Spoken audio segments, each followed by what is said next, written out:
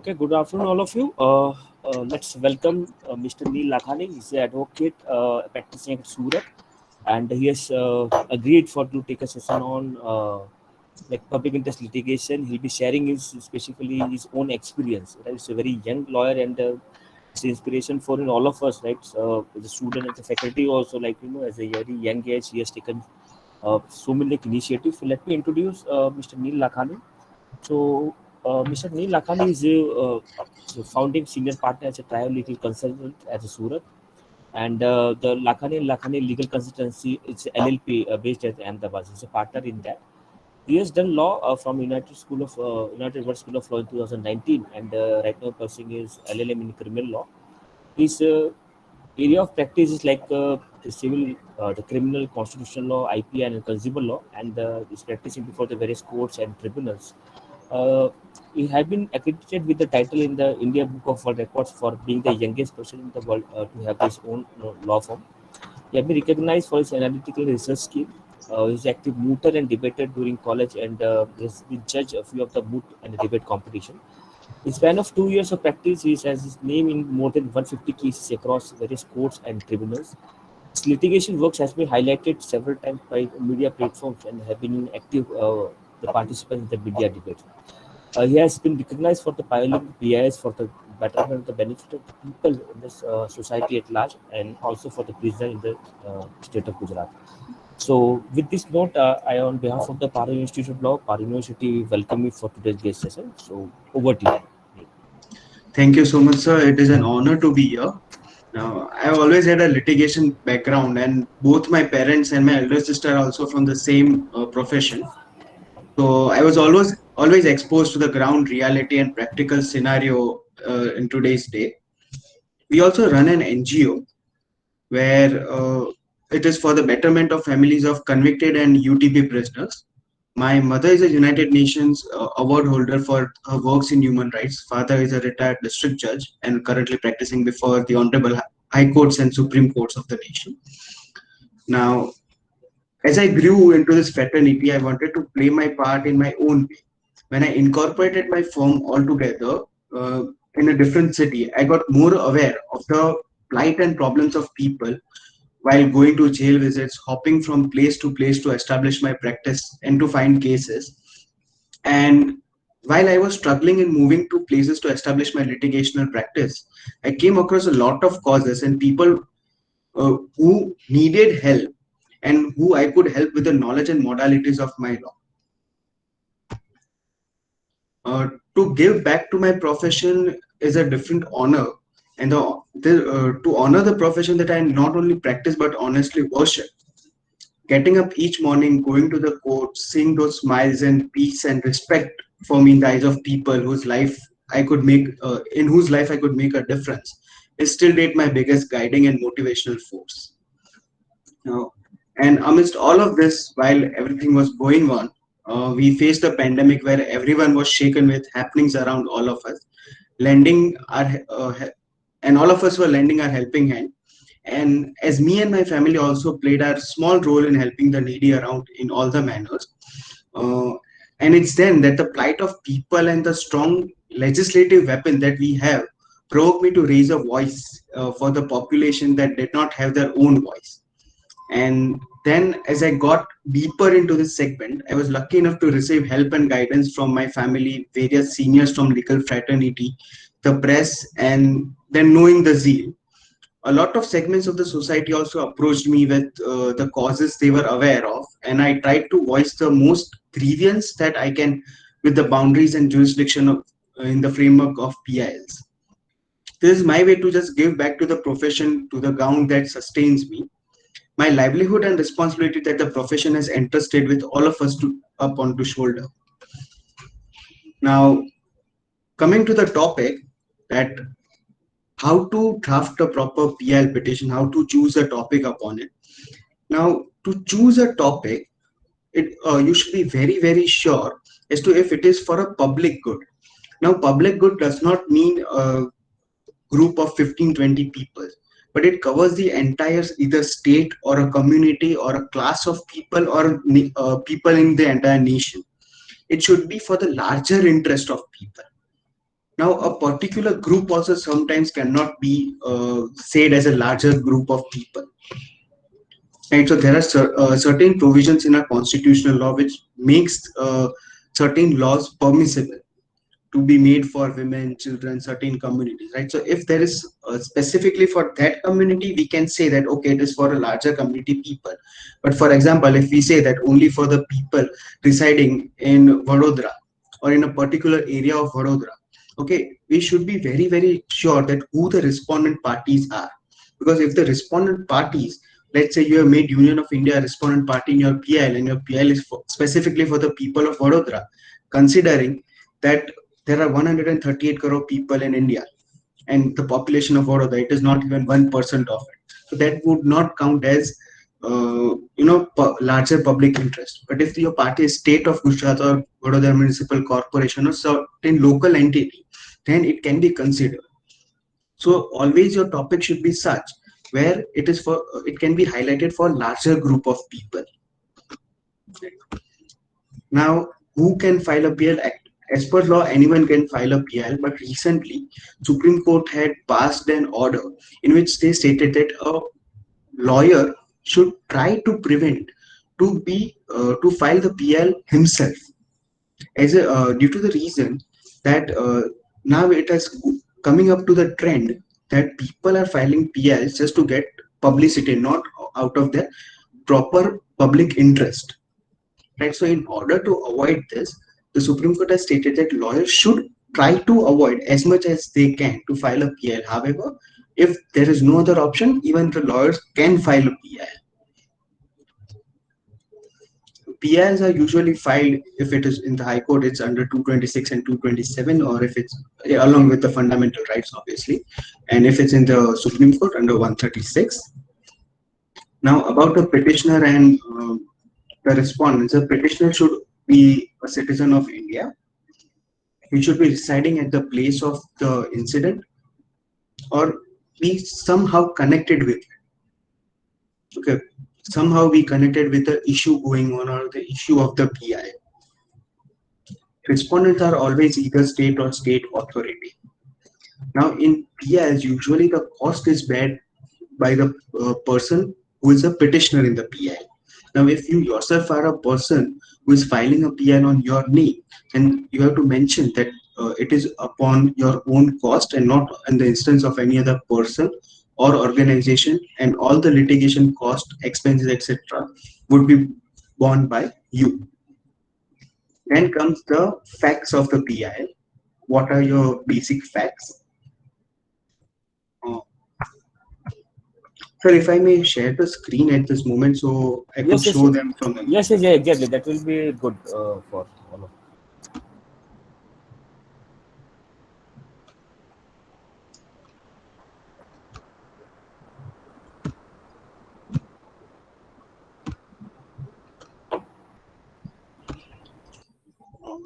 Is this document visible? Yeah, yeah. Yes. It's come So, up. yeah, so this was the first PL that I was a part to. It was filed against the order of the Ahmedabad Municipal Commissioner when he imposed a sudden lockdown, complete lockdown for 15 days, where only dairy and medicines were available, not even vegetables were permitted to be sold. Okay.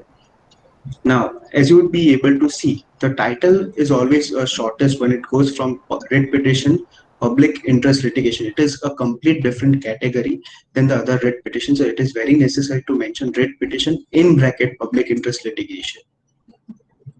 Then comes the petitioner, the respondents.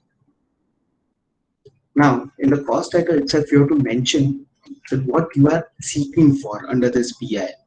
Right. So if you would go through a petition under Article 21 and 226 of the Constitution of India for issuance of writ, guidance, directions in the nature of mandamus or any other writ under Article 226 of Constitution in the larger public interest regarding the issue of lockdown during COVID-19 pandemic.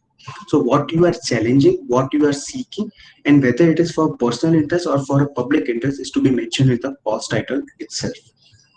Then comes the general format. And the first paragraph always goes with declaration, disclosure, and statements. as per High Court of Gujarat. Now, if you go to the site of Gujarat High Court, they've already provided this entire format of PIL and rules upon it also. So again, it would be the same, right? The petition is being filed in the interest of public at large and not at a personal interest. And the public at large are affected by the action or negligence of the respondents. Second paragraph would be about the description about the petitioners and the respondent, who the petitioner is, what the petitioner is doing, who the respondent is, what the respondent is doing, or what is the authority of the respondent. Third comes the petition cost of litigation. So as I said, if you are the person who are filing the PL, the cost is to be borne by you. So this is a disclosure of that. If the petitioner is filing the petition purely in public interest and on its own cost and not at the instance of any other person or organization. The litigation cost, including advocate fees, traveling expenses, are borne by the petitioner himself. Now, this is one of the most important paragraph in the PIL because it clearly, it is a type of a declaration on your part where you are stating that there is no personal interest. So until unless you declare that there is no personal interest and the expenses are being borne by the petitioner itself and not at the instance of any other person or organization, this shows that it is a free willingness. Fourth paragraph comes to the facts of the issue, right? So as we go through it, the fourth paragraph, you have to summarize the facts as shortly as possible. In the fourth paragraph only, you cannot keep it to the different paragraphs. See, High Court has already made a rules where they have assigned certain roles to each and every paragraph. So you have to be very stringent to that format itself. You cannot change that format in the way you like. Now, followed by facts comes the fifth paragraph, which is question of law. Now, once you've described what are the facts in issue, you have to frame the questions, what questions you are seeking answers for. Right? You can frame as many questions as you like, but as compressed questions you frame would be better for your presentations. Because if your questions would be, 10, 12 questions in this, you won't be able to present your case properly. Nor the person who is reading it would be 100% into that. So if you are keeping it short and simple, the judge who is also reading it would be able to be 100% focused upon it. Now, sixth comes the grounds. You have already stated what the facts are. Now, you have stated what the questions are. Now, you have to answer what according to you, what are the answers to those questions and what are your grounds to justify your prayer.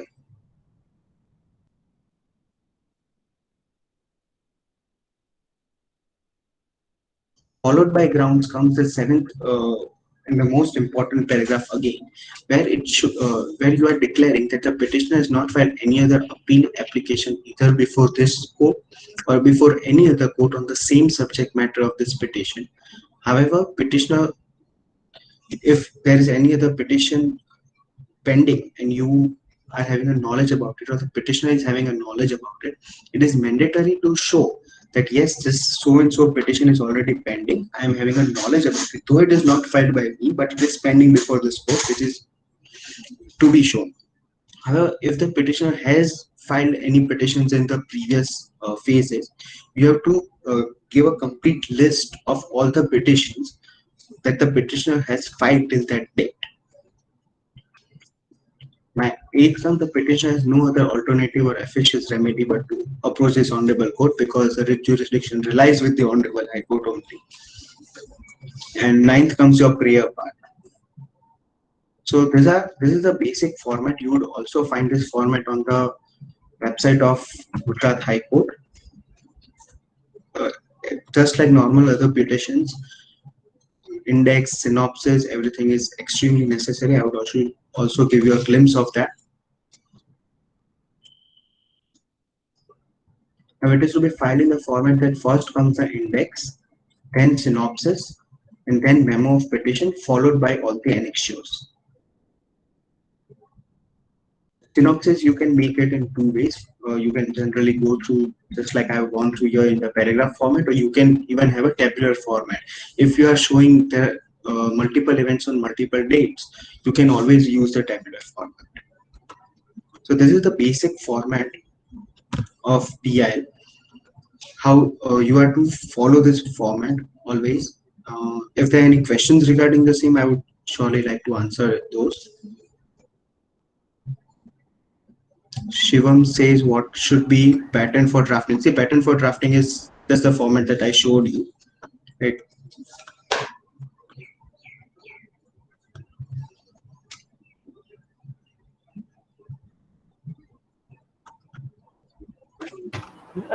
Can you go through it like a little bit slowly, it point wise, like facts, and then because they are first, Yes, sir. second day Can I as see well. the content page, like index one? Index, sure.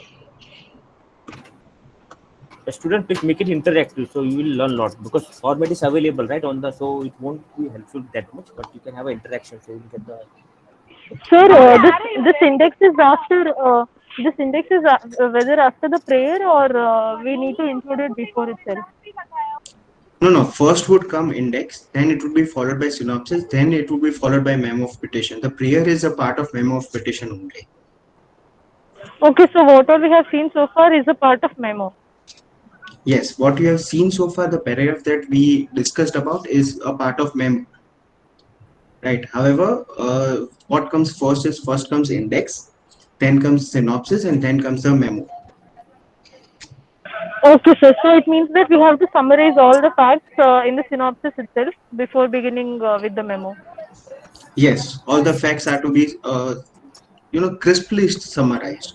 You don't have to show everything as it was there in paragraph number 4. And in paragraph 4, if you see, I have mentioned the facts at large.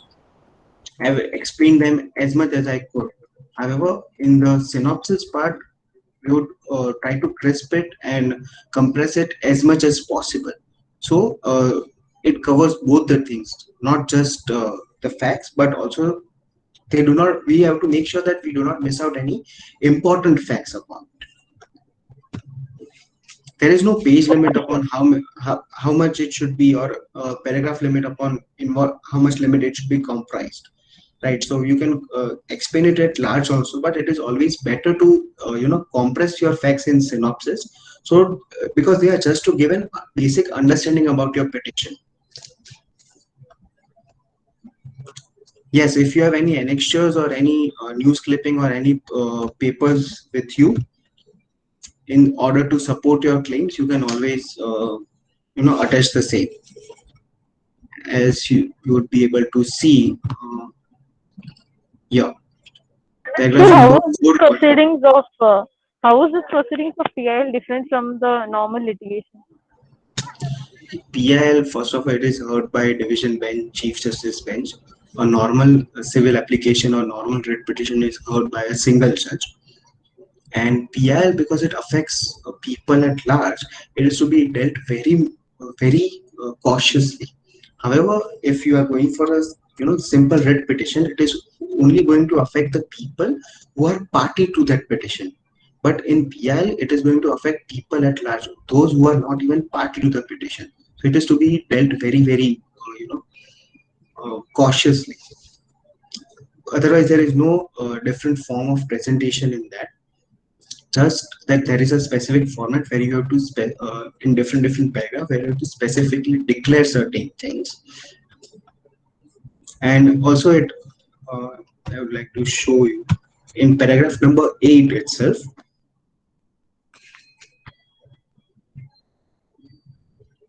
Sir, and also PIL is of such a nature where even a common man can go and file PIL. So whether the common man is also supposed to stick to the format, or they can somehow vary from the usual format which lawyers do. No, each and every person who is filing a PIL needs to stick to the format. See, the format is not that complex a thing. Basically, they are only asking for 4 things. First is whether you have to show whether it is of private interest or public interest, and if it is of public interest at a large scale or at a small scale. Second is you have to give details about who the petitioner is and who the respondent is, or what is the authority of the respondent. Third is whether the petitioner has filed any such PILs previously or not. It is why is this important? Because if the petitioner has filed any PILs previously, it can be a positive thing also, a negative thing also. Positively, if we see, it can be that okay, the person is socially active person. Okay, so there might not be any hidden agenda behind it. And if we go through it negatively, we have the court sees that what had happened in those PIs. If the order of those PIs reflect that the petitioner's conduct is not proper, right? So they need to adhere to that also in this PI. They would keep that in mind that a petitioner may or may not have a personal interest. Even though he's declaring, but there can be certain things because his conduct in previous PIs was not good.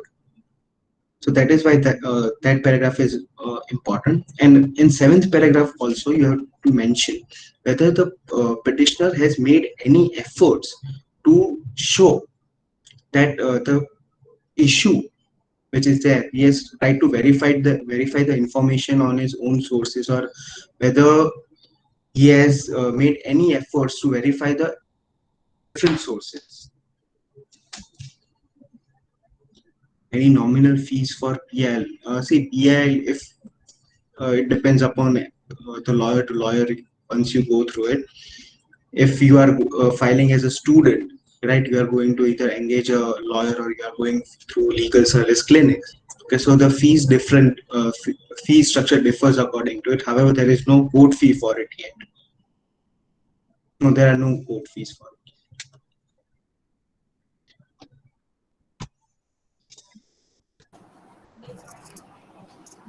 Yes, student, you can ask other question also regarding this. Any point in this?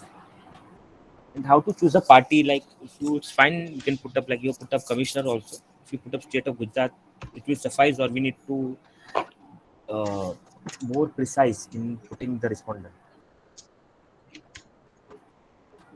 Sure, and also how to identify the respondents, because this is at times very confusing that if I'm having a similar issue in that context, whether to, for example, I may have any issue with the caste certificates or some community certificates, and I'm in sorry, case, your voice is getting cut.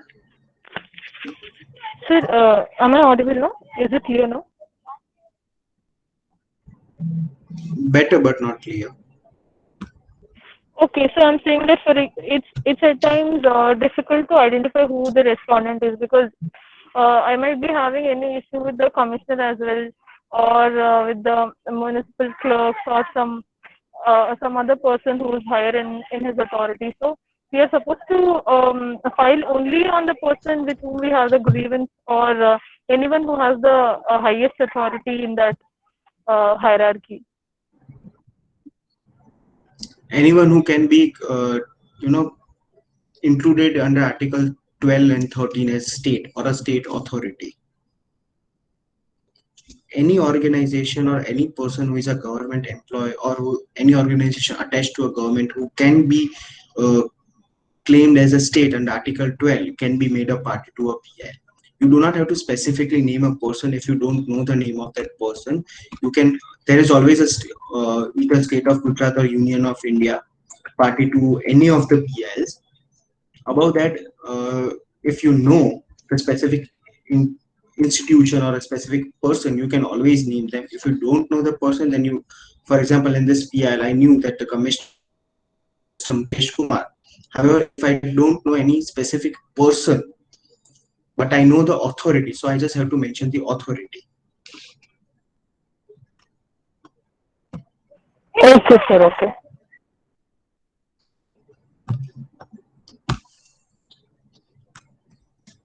Now, there is one more PIL that I will share with you.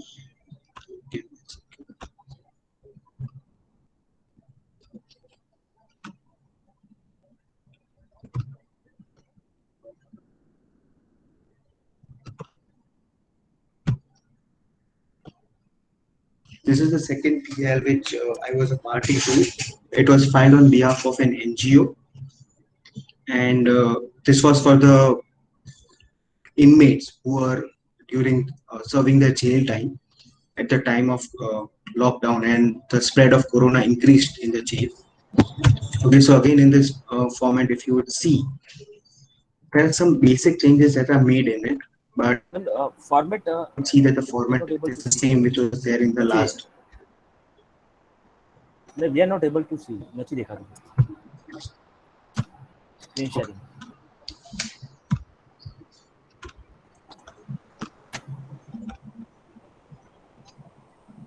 Is it visible now? Ah, yes, it's coming. Yes, yes, yes. Right.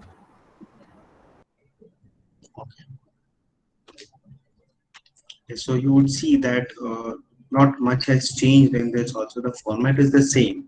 Where at first you are writing that it is an extraordinary jurisdiction writ petition in bracket PIL. Then you are disclosing what that the PIL is for the larger public interest and the issue for which it is done. The petitioner, description of the petitioner, the respondent parties. Now, as to answer your question, you would see that I was not aware about who the IG of the prison is or who the superintendent of jail Sabarmati Central Jail was at the moment. So I have not mentioned that, but they are a state authority. So I have made the authority and the position the party.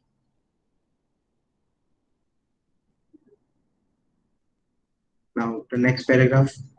See, what was the difference between this PIL and the previous PIL? If anyone could point out, you'd be able to see that in the previous PIL, on each and every paragraph, I had made a headline as to the description. For example, the first paragraph was in that PIL, if you'd see.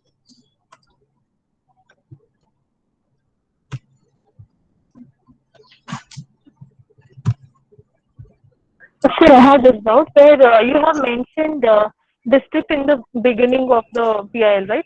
So it is common for everyone, or it is based on the place where you have grievance. For example, if I have grievance on the Municipal Commissioner of Vadodara, so I'll mention the district as Vadodara, or it will be Ahmedabad only, since the Gujarat High Court is in Ahmedabad.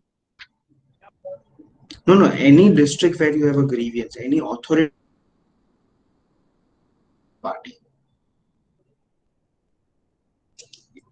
There it would come if you are having an issue with the Vadodara Municipal Corporation, it would be VMC. Vadodara Municipal Corporation would be the party. Sir, is there any particular font size, Yes. font style, or double spacing in the any particular? Sorry, I could not get your voice Sir, clearly. is there any particular font style, font size, and double spacing while typing? It is usually there in the competitions. However, Gujarat High Court does not specifically show that this should be the maximum or this should be the specific size. However, the size should be minimum 12. It cannot be less than 12. And line spacing should be minimum 1.5. You cannot go below this, but if you want to go a bit above it, it is permissible. Yeah, thank you, sir. Now, in this PL, you would see that the first paragraph, there is no cost title. However, in the previous PL, I had always, made cost titles in each and every paragraph also. The first paragraph was declaration, disclosure, and statement. Now, in this PL, I have not made the cost title, but I have still put the content the same. That the present petition is under Article 226 of Constitution with Article 21 and is filed in the public interest, and petitioner has no personal interest. Right, so this declaration is very essential. The second paragraph also in the similar way was that in the previous PIL, if you see the cause title was that it was about who the petitioner and who the respondents are. Similarly, in this case, that the petitioner is a NGO working towards welfare of prisons since long period of time, and respondents are state and state authority. Now, if there is an NGO or there is an institution where there are multiple number of office bearers, you have to also disclose the name of all the office bearers, the chairman or the people who are involved in day-to-day functioning of the same.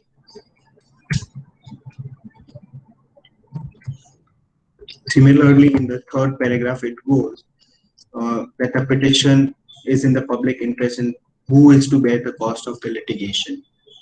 Fourth paragraph followed by the facts of the case.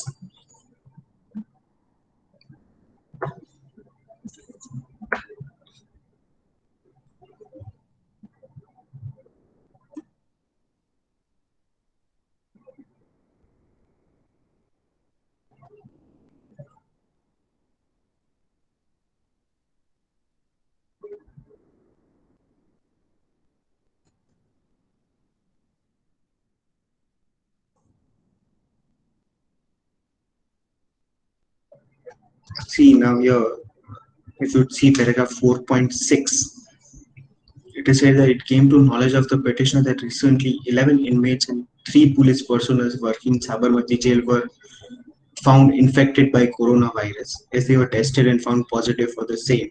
Copy of newspaper covering this story is annexed here too, right? So someone had asked me a question recently if it is necessary to annex the clippings or evidentiary documents. So here I had the documents, so we have annexed it. If you don't have any documents, you can declare that same in the later paragraphs.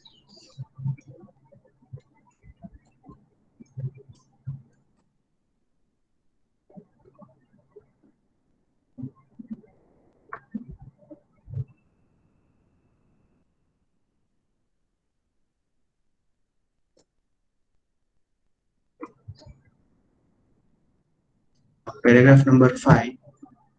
It is about the source of information. That the source of information of the facts pleaded in newspapers and reports in digital media reports. The petitioner has not personally verified the correctness of the information, but he believes it to be true, since the same are repeatedly published or telecasted in various newspapers or digital media. Of the information, you have to show in this paragraph how he is verified. For example, if there is a grievance against any government resolutions or any notifications passed by the government, you can always attach the notification or the resolution here. And if the petitioner has, sent any RTI, okay, he has sought information through RTI, he can always here annex the application of the RTI and he has to say that yes, he has personally verified the correctness of the information. That comes in paragraph 6, that the petitioner has not made a representation in this regard to authorities. And if he has made, it would come that the petitioner has made a representation in this regard to the authorities.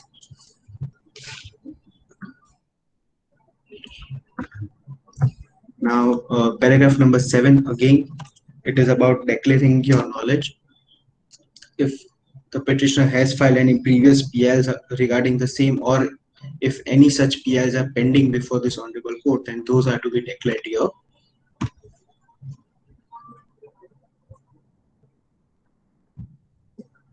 Paragraph 8 comes to the ground.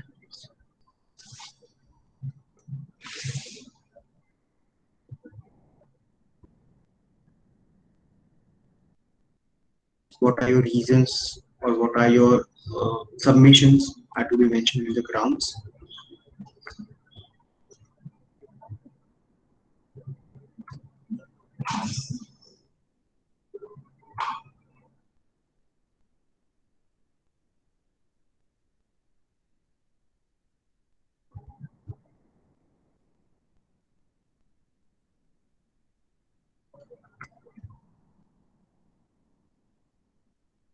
Now, paragraph number 9 would be if you wish to seek any interim release. Right? If you are not seeking any interim relief, then you have to mention that, okay, I'm not seeking any interim relief. But if you are seeking any interim relief, you do not have to mention that just in praise, but you also have to declare it here that what is your grounds for asking for that interim relief. Paragraph 10 comes with that a petitioner has not filed any other appeal or any other application regarding the same subject matter. 11th is the standard paragraph where it states that a petitioner has no other alternative or efficient remedy but to approach this honorable court by way of this petition. Your paragraph 12 is followed uh, following paragraph 11 by prayer. What you are seeking for through this petition.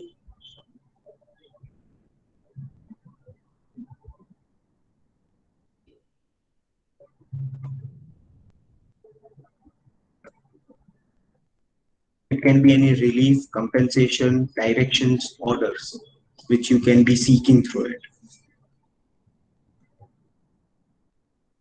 And again, the same, that index. So first comes index, then comes synopsis, then comes memo of petition, and then comes the annexures.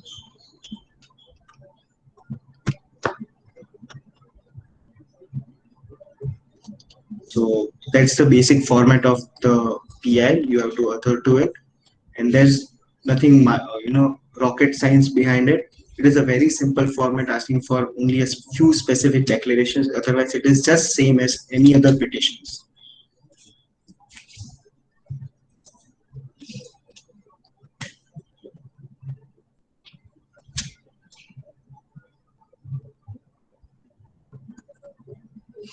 If needed, I would also share the copy with Kalpesh sir, and you may get a copy from him for the same. Thank you, sir. Yeah. Any other question for the students? Like it's students were asking, sir, like in competition we'll be giving the problem. Okay, this is the problem, and then they will have to prepare a PIL. Like the people who like say, I'm Sir, preparing. Yeah. sir, I have this doubt where they do say that PAL doesn't involve, they don't take up service matters. So, what kind of service matters can be included in this?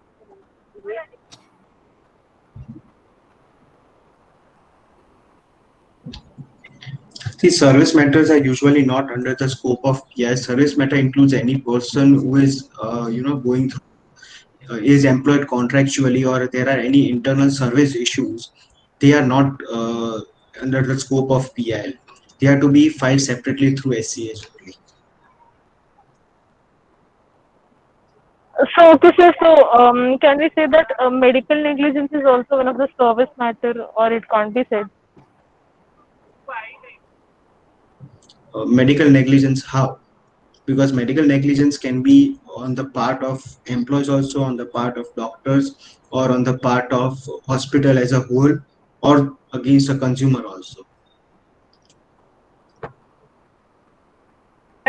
So, service matters, what you basically are saying is it is between the employer and the employee. Is that so, sir? Right. Okay, so it means Service that matters is medical always between the negligence. employer and employees. Okay, sir. It means that medical negligence can be brought under the ambit of PIL, right? But what kind of medical negligence are you talking about is also a question here. Because if you're talking between a patient and a hospital, then there are always a remedy available with consumer courts. So you cannot bring that under scope of PI. If it is for the Okay, public sir. good, for example, at the Yes, sir. So, yes, sir, I'm talking in relation to a patient in the hospital. But in the pandemic, we could witness many doctors who has who were negligent enough, and then they have caused the death of many people. So, this is again a public issue. Can we term this thing as one of the public concerned issue? no, it cannot be said as a public concern because, for example, let's say a patient died. Now, whether he died because of negligence of a doctor or because of his medical negligence is in question, right? You cannot be sure of it at the time of litigation. Therefore, Supreme Court in different judgments has stated that if there is any FIR against a doctor, first it is to be sent to a medical board.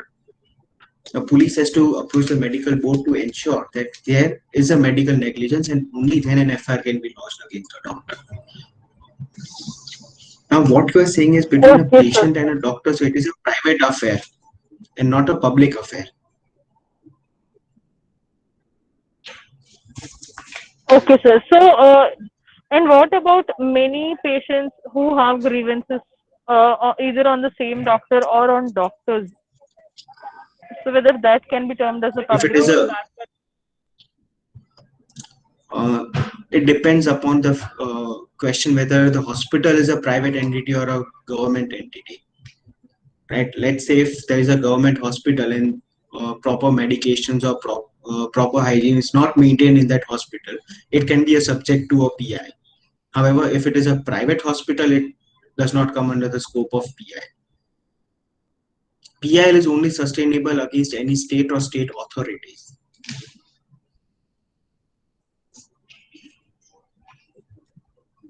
okay, sir. So, and what about the local authorities, sir? Can we say that either a hospital or a university can be said to be a state, and then our rights can be enforceable against them?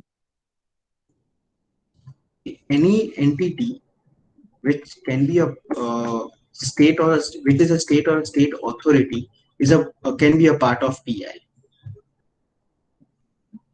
Be it a local authority, be it a specific state authority, a district authority, or a national authority. But if it comes under the jurisdiction of Article 12, they can be a part of PI. Okay, sir. So it means that it is usually enforceable against the government entities only, right? The Not state. usually. It is always enforceable against a government authority only. When Okay. your rights are violated by state, only then you can file a PI. Your or any person on whose behalf you are filing the PI. Okay, sir.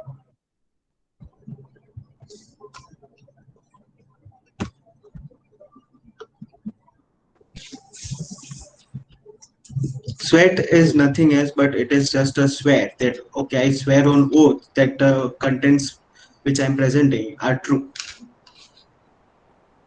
It is a synonym to swear.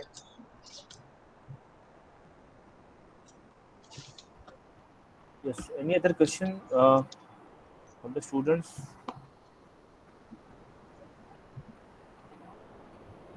So regarding Supreme Court, what will be the like pattern to file PI? Any major difference or No, minor difference only. As in High Court, we are filing the PL under 226. There it would be 136. 32, sorry, I'm sorry. Article 32. And basic title changes would be there in the cause title. Nothing else. We are all, regarding? Yeah, yeah. at the end of the day, in every PL, there are only four things which are asked by them. That is description of the petitioner and respondent, whether it is for public interest or private interest. Third, the agenda behind the PL, the cost of the litigations, who is to bear the cost and everything. And last and not the least, whether any other PIs have been filed by the petitioner in the past or not. These are the basic contents which each and every PL requires, except that everything is as per the normal drafting procedures itself. Okay. Regarding representation, that we need to appoint AOR, advocate record, or we can go and argue in the court, Supreme Court. No, party in person is always permissible in the court of law. If a person is not able to afford any advocate, he can always appear as a party in person. However, they require a permission from the court for the same. Okay. Any other last question, query from the students? I hope you got the clarity on. So they will be giving a problem, right? They will be giving the problem. We have asked the outsider experts, so they'll be forming the problem and we'll be asking. Based upon that, yeah, there's a question. So can I file a PL in support of some particular profession whose rights are getting infringed by a superior profession, like there's some kind of monopoly exercising that profession? Can you please elaborate your question with an example? I'm not willing to ask.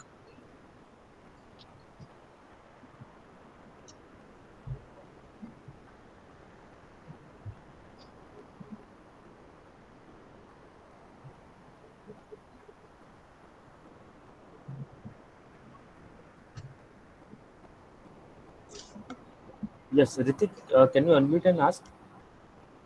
So what I can see, like, there are some professions, some, superior people, they are having monopoly, and others are not as a disadvantage in position. Yes, Ritik. Yeah, Ritik Kumar, you can unmute and ask. Yes, sir. Sir, my question is about like we are hearing about monopoly exercises by Google and Apple on some app developers. So, can I file PIL against in that particular matter?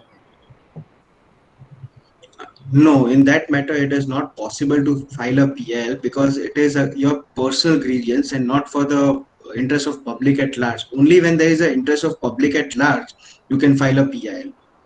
Now, if there is a competition, you are facing feeling that there is a threat and there is a monopoly in the competition, in the market, you can always file suits under Competition Act.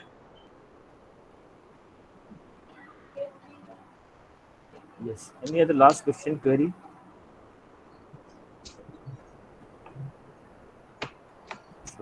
So Debabrati madam is here. Madam, would like to say something? Your student is here.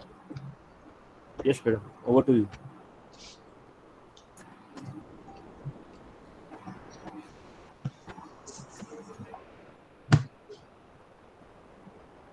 Yes, Debabrati madam. Hello. Yes, Yes. yes. Over to Yeah. you. Yeah, I'm sorry that I was not able to join from the very beginning, even though I wanted to. And I have nothing to say about Neel because he had been my student, and I'm very proud of Advocate Neel Lakhani for the wonderful work you're doing. Yes. So, is there any other questions from any of the other participants related to filing of the PIL? Well, I think it's over now. I Not just request. that, are there any mistakes that are to be avoided while filing a PIL? Yes. Um, One of the basic mistake that should be avoided is that missing out on the format. See, each and every high court has its different format, right? So if you're not filing according to its format, there are high chances that your matter is going to go into objections.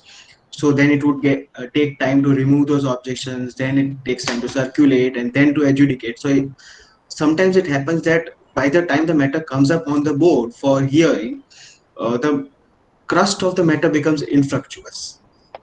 So strictly, we need to strictly adhere to the format of it.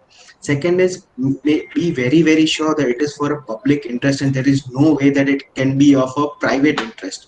Because see, the petitioner, there are people are not going to be, so understanding that whether it is a public interest or private interest always. It is a duty of a person of law who is representing them to make sure that their interest is a public interest, because if it is not, the courts may even impose heavy cost upon them, which would not be good for their own future. So this is also another mistake that should be avoided. And thirdly, not to make it as marketing purpose, but solely out of interest of public at large and pure interest, uh, because if the courts find that it is for your own marketing purposes or for your own personal gains, they might not give you the proper result which should have been there, only because of the dishonest or other reasons, nothing else.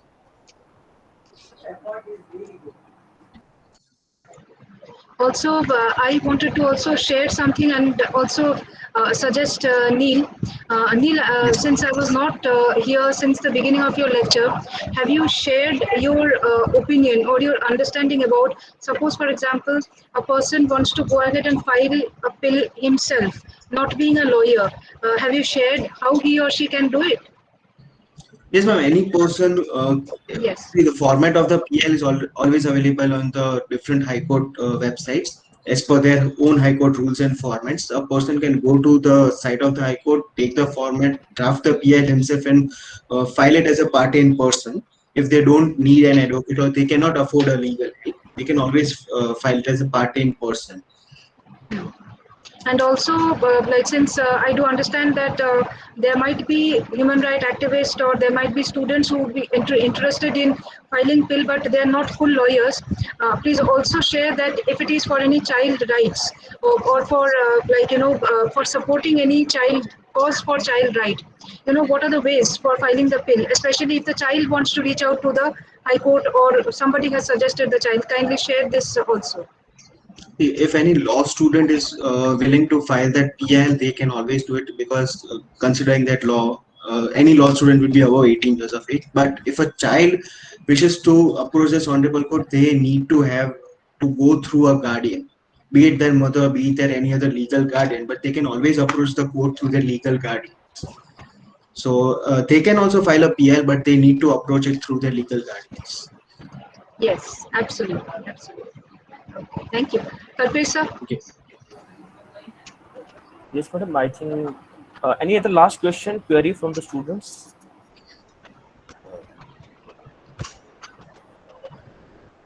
So I think there is no question. So I request Devati madam to give a vote of thanks. Yes. Over to you. Yes. So it's an honor for me, and also it's a very proud moment for me to deliver the vote of thanks, especially for my student Neel Lakhani, who is doing very good in his own profession.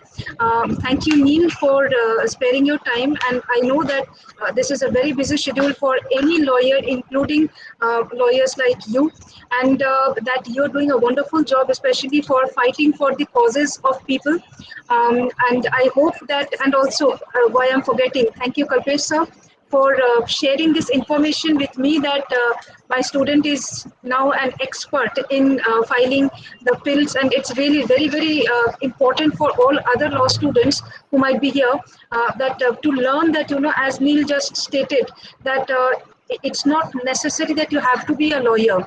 Any person who has got the public spirited mindset can also file a bill, but you have to take the advice from lawyers, and I think Neel is always available for giving us suggestions for such kinds of supporting the human right causes, and also for supporting people who are going for actual public rights. So thank you again, Neel, and I hope that we will be continuing such kinds of collaborations, and I'm really very, very proud to say thank you on behalf of Parul Institute of Law. Thank you, Kalpesh sir. Thank you so much, ma'am. Thank you very much. Thank you, Neel, for spending valuable time. Just with a short notice, you readily agreed for the today's session, and I hope all the student participants got the idea, right? The practical aspects, like we teach drafting in our fourth and fifth year, or in third year, in like a 3-year course in final year. But again, it's very theoretical part. This is very practical experience, give a real time exposure to all the students. So I again thank you very much for the institute. Look forward to see you in the physical session in near future. Thank you very much. Yes. Thank you, Kalpesh sir. Thank you, Devarthi ma'am, for this Thank you. opportunity. It has been an honor on my part. Yes. Thank you.